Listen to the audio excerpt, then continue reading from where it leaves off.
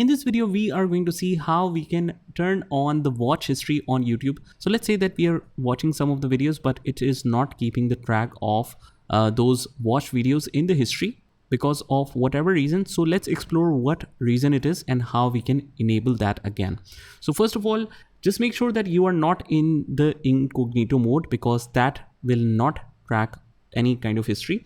So if it is turned on, what you can do is just go to the profile icon from the bottom and just click on turn off. Turn that off. And after that, just go to the settings and make sure. Now here you will see either the option of manage all history, or otherwise we can see this history and privacy option.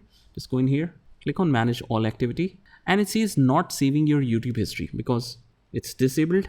So just click here and you can turn that on, turn on, and it says your setting is on. Just click on got it. So that's it. Afterwards, it will keep track of all of your history and all of your searches on YouTube. I hope you found this video helpful, and if you did, hit the like button and subscribe to our channel, and I will see you in the next one.